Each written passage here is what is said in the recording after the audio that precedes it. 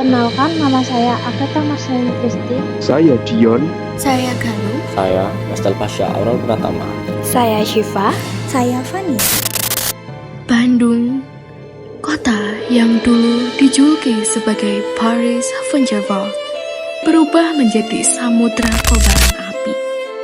Bagaimana bisa sebuah kota yang sangat indah rela dibakar oleh rakyatnya? Inilah peristiwa kelam di balik indahnya kota Bandung. Agustus 1945, Jepang menyerah tanpa syarat kepada sekutu. Momen inilah yang dimanfaatkan Indonesia untuk memproklamasikan kemerdekaannya. 17 Agustus 1945. Berita proklamasi menyebar sangat cepat. Sabang sampai Merauke, suasananya haru. Semangat membara, Indonesia akhirnya merdeka.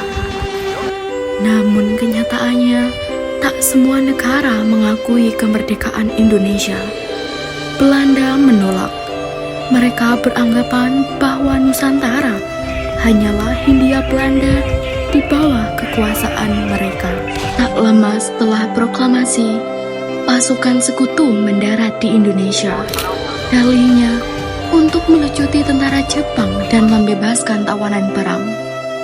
Namun di balik itu, bak udang di balik batu, mereka membawa serta NICA, Netherlands Indies Civil Administration, pemerintah sipil Belanda yang punya misi yang sangat jelas, mengembalikan Indonesia ke tangan Belanda.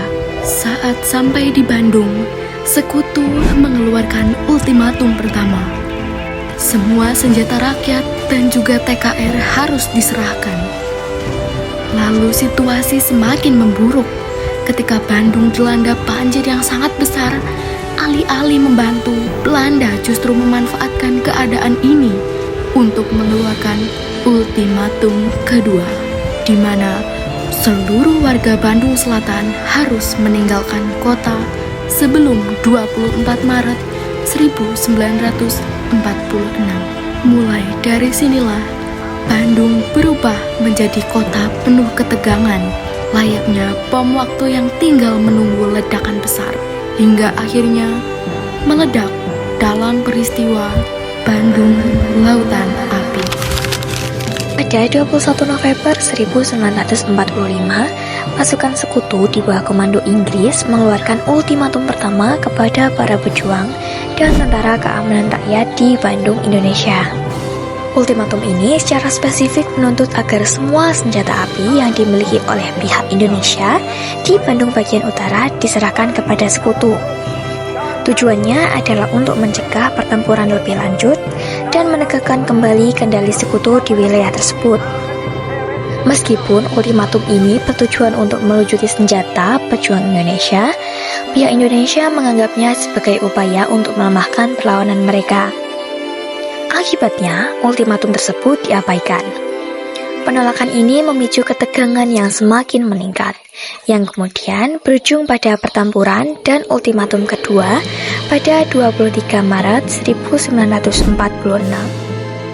Pada tanggal 23 Maret 1946 siang, Sekutu atau NICA mengeluarkan ultimatum pasukan Republik harus segera meninggalkan Bandung. Pada tanggal 23 Maret 1946 malam, pemerintah dan Tentara Republik Indonesia (TRI) memutuskan mundur dari Bandung, tapi sebelum itu melaksanakan strategi bumi hangus, membakar gedung-gedung penting, gudang amunisi, pabrik, serta rumah-rumah agar tidak dipakai Belanda. Pada tanggal 23 Maret sampai 24 Maret 1946 tengah malam, aksi pembakaran berlangsung besar-besaran di Bandung Selatan. Api menjalar luas, kota berubah menjadi lautan api. Pada tanggal 24 Maret 1946, rakyat Bandung mengungsi massal keluar kota. Sekitar 200.000 orang pergi ke Garut, Tasikmalaya, dan daerah sekitarnya. Setelah 24 Maret 1946, Sekutu atau NICA masuk ke Bandung, tapi yang mereka dapati hanyalah kota kosong yang hancur terbakar. tokoh penting dalam Perang Bandung Lautan Api. Abdul Haris Nasution adalah tokoh penting dalam peristiwa Bandung Lautan Api karena ia memimpin musyawarah dan memutuskan evakuasi masyarakat serta memimpin Divisi 3 dalam upaya mempertahankan kota. Bahkan menyusun strategi perang bersama Sultan Syahrir. Peran kuncinya dalam peristiwa tersebut adalah sebagai komandan Divisi 3 yang memimpin jalannya peristiwa penting itu. Muhammad Toha adalah tokoh penting dan pahlawan dalam peristiwa Bandung Lautan Api yang mengorbankan nyawanya demi kehancuran gudang amunisi milik tentara sekutu di Dayakolot pada tahun 1946, yang merupakan upaya besar dalam strategi membumi hanguskan Bandung untuk mempertahankan kedaulatan Indonesia. Sebagai Komandan Barisan Rakyat Indonesia atau BRI, aksi heroiknya bersama pasukan lain dalam menghancurkan gudang senjata tersebut berhasil menghancurkan sebagian besar persediaan musuh meskipun harus gugur dalam aksi tersebut. Peristiwa perobekan bendera Belanda diantaranya terjadi di gedung De Estre Netherlands Indian Sparkers and Hypotheek Bank. Pelaku perobekan adalah Muhammad Endang Karmas dan Mulyono yang waktu itu masih kecil. Buku tersebut kemudian memuat penuturan dari Endang Karmas. Peran Aji Bastaman dalam peristiwa Bandung Lautan Api adalah sebagai wartawan yang memberi nama peristiwa bersejarah tersebut. Ia menyaksikan langsung pembakaran kota Bandung dari Gunung Letik dan kemudian menulis berita dengan judul Bandung Jadi Lautan Api, yang kemudian disingkat menjadi Bandung Lautan Api di surat kabar Suara Merdeka. Dampak dari peristiwa Bandung Lautan Api adalah hancurnya dan terbakarnya kota Bandung, yang mengharuskan kurang lebih 200.000 penduduk mengungsi ke daerah sekitar, serta peristiwa ini menjadi simbol perjuangan, pengorbanan, dan semangat pantang menyerah.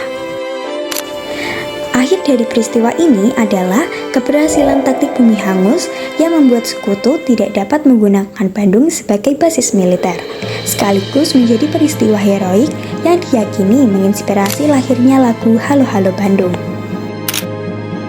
Bayangkan suasana Bandung pada malam 23 Maret 1946. Ribuan warga meninggalkan rumah mereka sambil menyulut api di sudut-sudut kota. Bukan karena mereka putus asa, tetapi justru karena tekad mempertahankan kemerdekaan.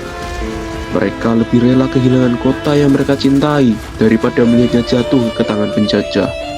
Api berkobar di langit Bandung, menangis gelap malam dan menyulut semangat perlawanan. Dari peristiwa inilah kita belajar makna sejati perjuangan.